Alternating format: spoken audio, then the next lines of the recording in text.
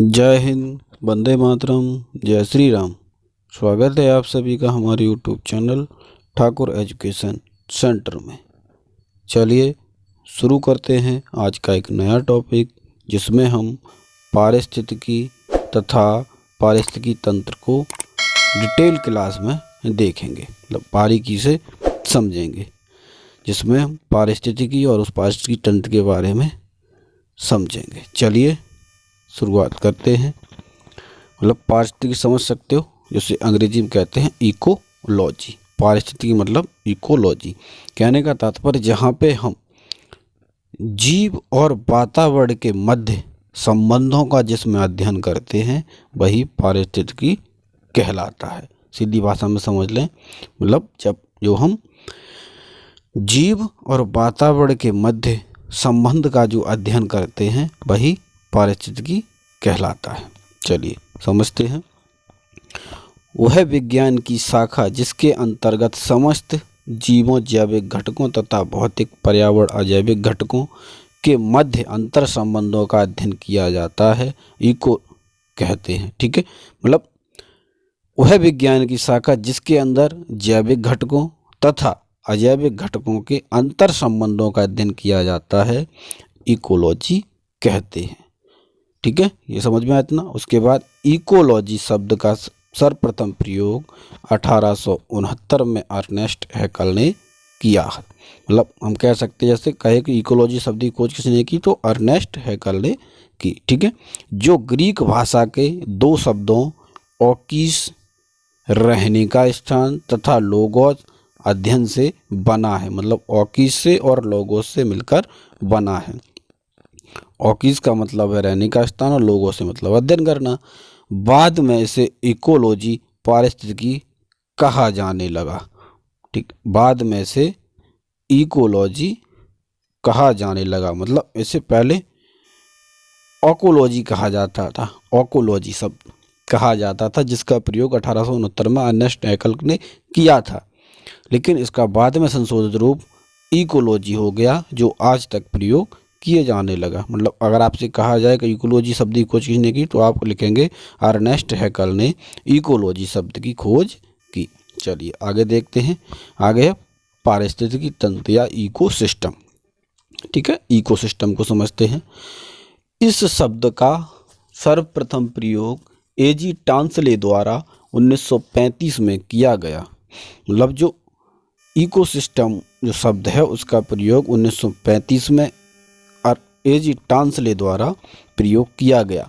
पारिस्थितिकी तंत्र के अंतर्गत जैविक एवं अजैविक संगठनों के समूह को सम्मिलित किया गया। मतलब जो पारिस्थितिकी तंत्र है उसमें जैविक घटक और अजैविक घटक के जो समूह हैं उनको सम्मिलित किया गया, जो पारस्परिक क्रिया में सम्मिलित होकर पारिस्थितिकी तंत्र इकोसिस्टम का निर्माण करते हैं।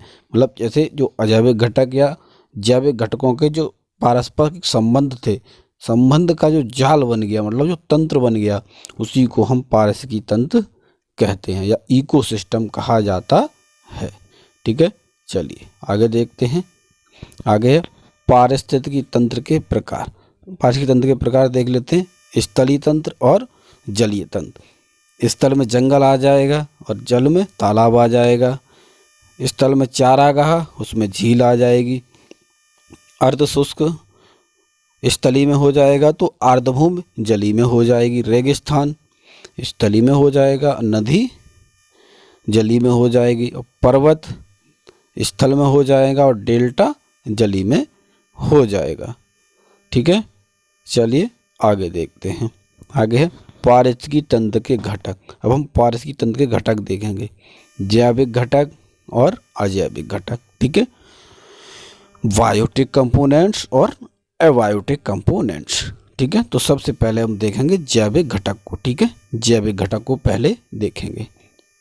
जैविक घटक देखो, जैविक घटकों को मुख्यतः 3 भागों में विभाजित किया जा सकता है। मतलब जो जैविक घटक हैं, मतलब कहने का तात्पर्य है जो जीवित हैं, मतलब जो सांस लेते हैं, वो सभी जैविक घटक कहलाते हैं। उनमें 3 हैं, उत्पादक, उपभोक्ता और अपघटक। उनमें 3 हैं, प्रोड्यूसर, कंज्यूमर और डिकम्पोजर। ठीक है, 3 है, प्रोड्यूसर, कंज्यूमर और डिकम्पोजर, 3 घटक हैं। ठीक है, इसमें 3 घटक हैं, इनको हम समझेंगे। ठीक है, उत्पादक को आप समझ सकते हो, उत्पादक वो होता है मतलब जो पादप होते हैं वही उत्पादक हैं।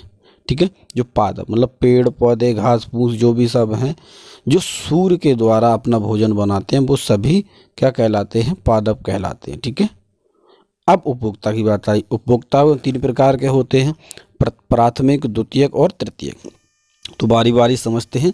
प्राथमिक उपभोक्ता वे जीव जो अपने भोजन के लिए पौधों पर निर्भर रहते हैं उन्हें प्राथमिक उपभोक्ता कहते हैं। मतलब जो जीव पौधों पर निर्भर रहे वो प्राथमिक उपभोक्ता कहलाता है। गाय बकरी खरगोश हाथी हिरण मतलब जो शाकाहारी हैं वो सभी प्राथमिक उपभोक्ता हैं। अब द्वितीय उपभोक्ता देखते हैं। अब द्वितीयक उपभोक्ता वे जीव जो अपने भोजन के लिए प्राथमिक उपभोक्ता शाक भक्षी पर निर्भर रहते हैं। मतलब ऐसे जीव जो अपने भोजन के लिए दूसरे जानवरों पर निर्भर रहते हैं या दूसरे या प्राथमिक उपभोक्ता पर निर्भर रहते हैं या शाक भक्षी पर निर्भर है। शाक भक्षी मतलब जो शाकाहारी होते हैं उन पर निर्भर रहते हैं, उन्हें हम द्वितीय उपभोक्ता कहते हैं। जैसे सांप भेड़िया आदि, मतलब सांप वगैरह है जो भेड़िया है ये सभी द्वितीय उपभोक्ता में आते हैं। अब तृतीय उपभोक्ता। तृतीय उपभोक्ता वे जीव जो अपने पोषण के लिए प्राथमिक व द्वितीय उपभोक्ताओं पर निर्भर रहते हैं। मतलब जो जीव प्रथम और द्वितीयक उपभोक्ताओं दोनों पर निर्भर रहते हैं वो तृतीय उपभोक्ता कहलाते हैं। जैसे बाघ शेर, ठीक है, बाज आदि, मतलब जो दोनों पर निर्भर रहते हैं वो तृतीयक उपभोक्ता कहलाते हैं। ठीक है, समझ में आया। अगला देखते हैं, आगे समझते हैं अपघटक को। ठीक है, अपघटक या मृतजीवी, डिकम्पोजर और सैप्रोफाइट। ठीक है, इसके अंतर्गत मुख्यतः बैक्टीरिया कवक आते हैं जो अपने भोजन के लिए मृत व कार्बनिक पदार्थों पर निर्भर रहते हैं। मतलब अपघटक वो होते हैं जो किसी भी चीज़ को डिकम्पोज कर देते हैं। जैसे कुछ चीज़ें डिकम्पोज नहीं होती हैं जैसे पॉलीथीन प्लास्टिक वगैरह, लेकिन जैसे कोई चीज़ें पेड़ पौधे हैं जो दब के बेकार मतलब अपशिष्ट पदार्थ बन जाते हैं और जो मतलब हमारे गोबर खाद के रूप में बन जाते हैं, जो उन्हें खाद के रूप में बनाते हैं वही अपघटक कहलाते हैं। कहने का तात्पर्य है जैसे कोई चीज़ हम डाल दें, कोई चीज़ गिर जाए वो चींटियों के माध्यम से या जो बैक्टीरियाज के माध्यम से वो सड़ गल के वो मिट्टी के ही रूप में हो जाती है, तो इसको हम डिकम्पोजर बोलते हैं। ठीक है, उन्हें हम अपघटक कहते हैं। ठीक है, चलिए आगे देखते हैं। आगे है अजैविक घटक। अजैविक घटक को समझेंगे एबायोटिक कंपोनेंट्स। ठीक है, एबायोटिक भौतिक कारक, अकार्बनिक कारक और कार्बनिक कारक। मतलब अजैविक में 3 तरह के होते हैं, भौतिक कारक, अकार्बनिक कारक और कार्बनिक कारक। तो एक एक को पहले समझ लेते हैं। भौतिक कारक में आते हैं तापमान, आर्द्रता, प्रकाश, सौर ऊर्जा, वायुमंडलीय दाब और स्थलाकृतियाँ जो होती हैं वो भौतिक कारक में आती हैं। अकार्बनिक कारक में जल, वायुमंडल, गैस, मिट्टी, खनिज, चट्टान ये सभी किस में आते हैं, अकार्बनिक कारक में। और कार्बनिक कारक, कार्बनिक वो प्रोटीन, कार्बोहाइड्रेट, वसा, ये सभी कार्बनिक कारक में आते हैं। ठीक है, समझ में आया। अगर आप चैनल पर पहली बार हैं तो चैनल को सब्सक्राइब अवश्य करें। मिलते हैं अगले वीडियो में, तब तक के लिए जय हिंद, वंदे मातरम, जय श्री राम।